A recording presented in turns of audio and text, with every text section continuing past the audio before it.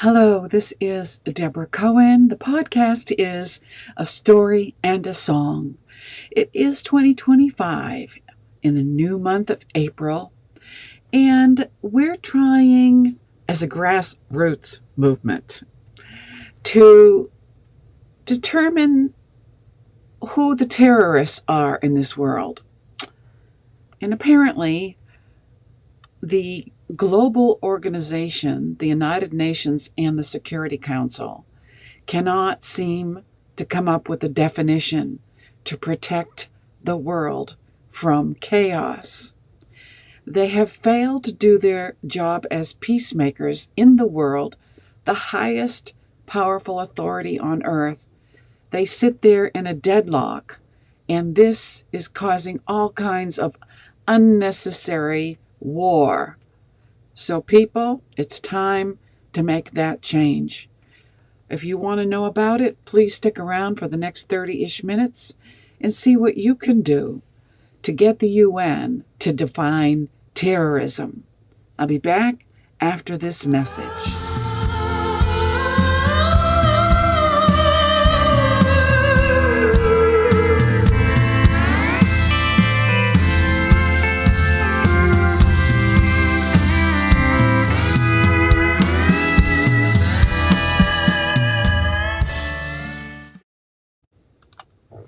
And this is Debra Cohen. Okay, so we're going to do something a little different today. I'm on this quest to find out why the world is becoming more chaotic. And it seems like the world's most powerful organization, the United Nations, is responsible for keeping peace in the world. And in order to do that, they need to define terrorism, aka chaos. But guess what? The UN has not done that. Their Security Council has not pressured the P5, P like in pizza, P5, to come to a decision about defining terrorism. People, this is a sleeping giant here. It's time to awaken this deadlock and get the UN to do their job, to stop pointing fingers at other countries when they aren't doing their job to protect the nations and its peoples. So, I want you to know what you and I can do. Let's talk about it, all right, for the next 30-ish minutes. The history of the United Nations attempt to define terrorism. The United Nations has struggled for decades to establish a universally accepted definition of terrorism. This failure stems from deeply rooted political, ideological, and geopolitical divisions among member states, especially concerning the legitimacy of armed resistance and national liberation movements. Who is involved? Efforts to define terrorism at the UN have primarily taken place within the framework of the General Assembly's Sixth Committee, aka Legal Affairs, and Ad Hoc Committee on Terrorism, formed in 1996. Key actors include Western democracies led by the United States, United Kingdom, and European Union, which advocate for a strict definition of terrorism that includes non-state actors targeting civilians. Arab states, Iran, Pakistan, and the non-aligned movement called NAM, which insist on excluding acts committed by, quote, freedom fighters, end quote, resisting foreign occupation or colonial rule, especially in cases like Palestine, Kashmir, and Western Sahara. Why the deadlock?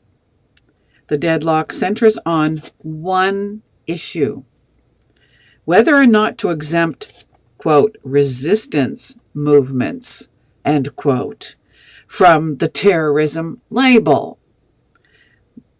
First, Arab and Muslim majority nations often demand that any definition distinguish between terrorism and legitimate struggles for self-determination. They argue that groups like Hamas are engaged in resistance against occupation. 2. Western countries reject this distinction, asserting that deliberate attacks on civilians can never be justified, regardless of political cause. Their disagreement has blocked this adoption of the Comprehensive Convention on International Terrorism for over 20 years. So this organization has blocked the adoption of the CCIT. How this hinders Israel's victory over Hamas. Number 3. The UN's inability to define terrorism has major implications for Israel's campaign against Hamas. Listen up, people. Number 1, lack of consensus. Without a universally accepted definition, the UN does not officially label Hamas as a terrorist organization. This limits Israel's ability to use international legal mechanisms to isolate Hamas diplomatically and financially. Number 2, delegitimization of Israel's military actions. Critics, especially within the UN General Assembly and Human Rights Council, often frame Israeli operations as aggression or disappropriate use of force, while refusing to condemn Hamas unequivocally as a terrorist entity. So, in other words, Israel becomes the blame, the scapegoat, because the UN can't seem to come to a definition of terrorism. It's easier to blame the Jews, right? Number 3, obstruction of sanctions and enforcement. Efforts to impose international sanctions, embargoes, or travel bans on Hamas and its supporters are weakened by the absence of a shared legal framework. 4. Hamas exploits the gap. Of course they do. They're cunning. The group leverages the legal ambiguity to claim legitimacy as a, quote, resistance movement, end quote, appealing to international sympathizers and maintaining ties with states like Qatar, Iran, and Turkey. In short, the UN's failure to define terrorism plays directly into the hands of groups like Hamas and hinders Israel's effort to gain unified international support in what it sees as a war against terrorism.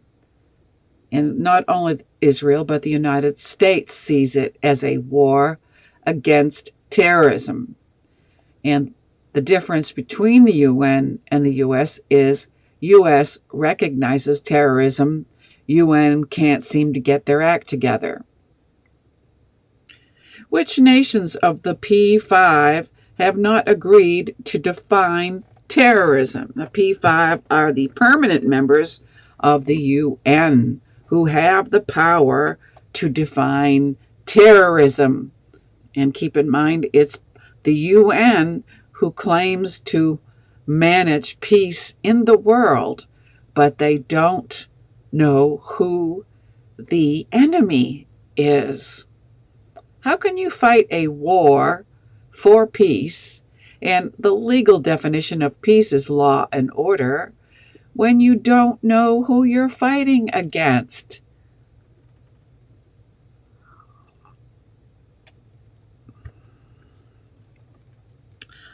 Among the permanent P5 members of the Security Council in the UN are the United States, the United Kingdom, France, Russia, and China.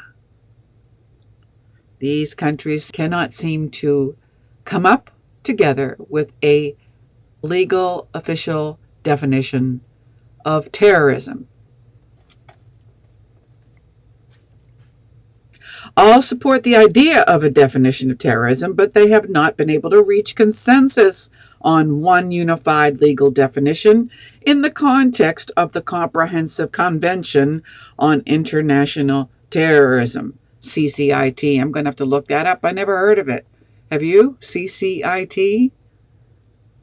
Here's where they generally stand.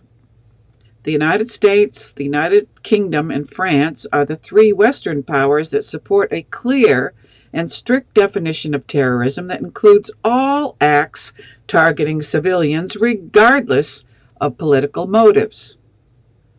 They oppose any exception for liberation movements. However, they have not pushed through a finalized definition due to broader UN consensus requirements and geopolitical pushback. So if you're in one of those three countries, I'd be pressuring your politicians to make it happen. Okay, what's going on with Russia? Russia supports defining terrorism, particularly given its battles with separatists and jihadist groups in Chechnya and Central Asia. However, Russia has historically been flexible on the inclusion of state terrorism and sympathetic at times to Palestinian or Syrian government narratives. This occasionally creates friction with the other P5 members, specifically the members of the West, the United States, United Kingdom, and France. China, what's going on with China? They also support defining terrorism, but insist on including state sovereignty and non-interference clauses, and has used its own broad domestic definition of terrorism to justify actions against the Uyghur population. China's concern is often more not about constraining state power than defining non-state terrorism. So in summary, none of the P5 have blocked a definition outright, but Russia and China have not agreed to a version that excludes state actions or strongly backs Western framing. The US, the UK, and France have not accepted a definition that would carve out exceptions for so-called freedom fighters or anti-colonial resistance like Hamas or Hezbollah. This disagreement contributes to the ongoing global stalemate over a legal definition of terrorism at the UN level. The question is, what legal reasons does the UN have for not identifying Hamas as a terrorist group? The United Nations does not have a formal legal mechanism or mandate to designate terrorist organizations. This is the primary legal reason why the UN has not officially designated Hamas as a terrorist group. Here are the key legal points. 1. No official UN terrorist list. Can you believe that? The UN doesn't have a terrorist list, and they're the peacemakers for the world? Unlike the United States, the European Union, or the UK, the UN does not maintain an official list of terrorist organizations. Its counter-terrorism efforts focus on individuals and entities linked to Al-Qaeda, ISIS, and their affiliates through the UN Security Council Resolution 1267, created in 1999, and its successor regimes. So, if I understand that correctly, the UN has been able to identify terrorists in the Al-Qaeda, ISIS instances, but for some reason, since 1999, they can't figure out if Hamas are terrorist groups. Some people say Hamas is ISIS, so that needs more exploring if you're interested in doing so. And I'd love to know what you find out. If you do find out some information, please contact me, and you can be a guest on this broadcast and share your findings about what does Hamas and ISIS have in common, or what's the difference that makes ISIS a terrorist group but not Hamas in the eyes of the United Nations Security Council. Number 2, lack of consensus on definition. The UN has not agreed on a comprehensive legal definition of terrorism, largely due to political disagreements among its member states. As a result, there is no unified legal standard under which Hamas could be designated. Number 3, member state divisions. And when they say state here, they really mean country. Some UN member states, including Russia, China, Turkey, Qatar, and others, do not view Hamas as a terrorist group. Well, as a side note, we know Qatar is funding Hamas, so they aren't looking at Hamas as a terrorist group when they pay and support them, are they? Okay, so those UN member states often cite its role as a political actor in Gaza or a resistance movement instead of terrorists. They're not going to say they're terrorists. They say they're resistance movements. This prevents any consensus-based labeling at the UN level. Number 4, focus on humanitarian neutrality. UN bodies such as UNRWA and OCHA operate in Gaza and maintain engagement with Hamas in its capacity as the de facto governing authority. Labeling Hamas as a terrorist group could legally complicate or halt UN humanitarian operations under international law and neutrality principles. So my question is that why UNRWA is infiltrated with Hamas, teaching the Palestinian children to hate and kill Jews? How is that going on at the UN if they're a peacekeeping organization? In conclusion, the UN has legal and procedural limitations, primarily the absence of a terrorism definition, a formal designation mechanism, and consensus among member states that prevent it from officially identifying Hamas as a terrorist organization. Is your head spinning yet? Well, you can always use this video and play it as a replay. Actually, use it in a Bible study to educate your people on these facts. Anybody in the United States as a citizen should know all of this information and ask their politicians to demand that the UN officially define Hamas as a terrorist group, or at least officially define terrorism. Question: why doesn't the UN recognize Hamas as the terrorist group ISIS? The UN does not recognize Hamas as a terrorist group like ISIS because it has no unified legal definition of terrorism and no formal mechanism to designate terrorist organizations beyond those linked to Al-Qaeda, ISIS, and their affiliates, as specified under UN Security Council Resolution 1267 and its subsequent updates. So I will have to look into the UN Council Resolution 1267. ISIS is designated under that resolution because there is broad international consensus on its global threat, and it has been explicitly named in binding Security Council resolutions. In contrast, Hamas is not covered under this regime because 1. UN member states are divided. Some countries view Hamas as a legitimate resistance movement or governing authority in Gaza. Very clever to select Hamas. Palestinians chose Hamas as their leaders. So in a way, that choosing makes Hamas exempt from being tagged as a terrorist group by the UN. Number 2, no consensus means no designation.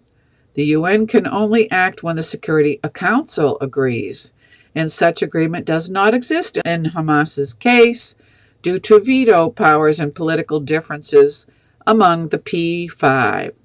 Therefore, while many individual countries and blocs have designated Hamas as a terrorist organization, The UN has not and cannot do so under its current legal framework and political realities.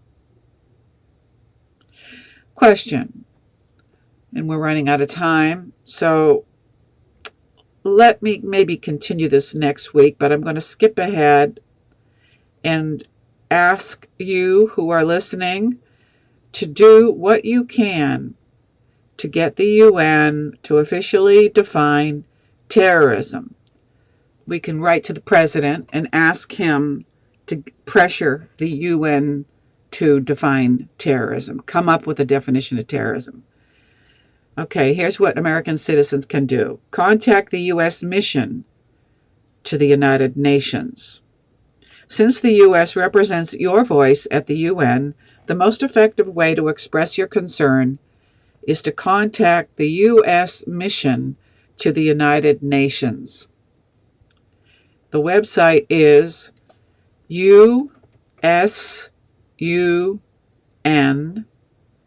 U, the letter U, the letter S is in Sam, the letter U, the letter N is in Nancy, .usmission.gov.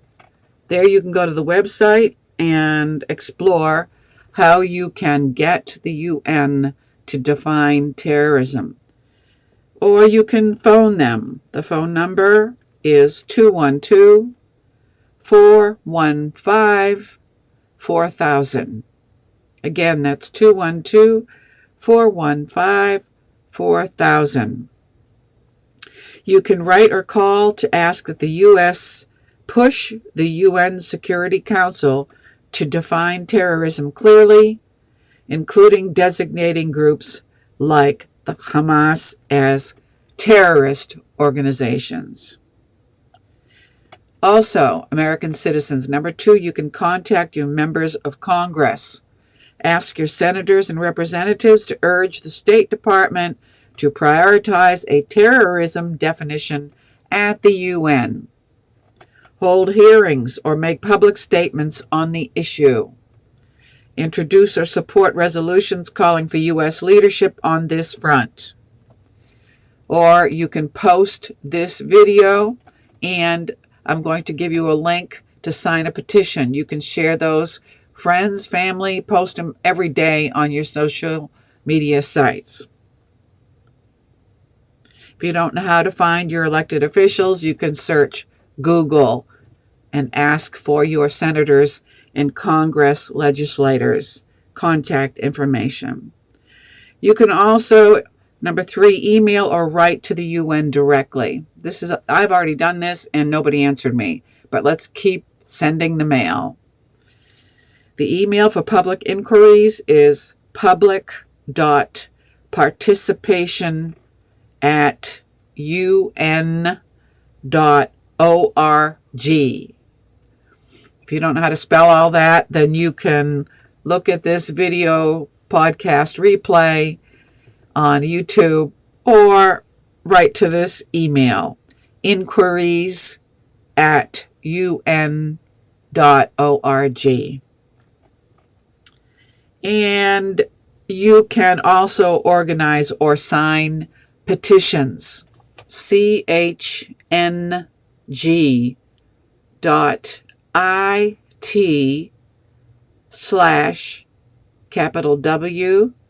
small letter X, 2, the number 2, small letter P like in pizza, small letter N like in Nancy, capital G as in George, capital T like in Tom, capital P like in pizza, number 7, small letter F as in Frank.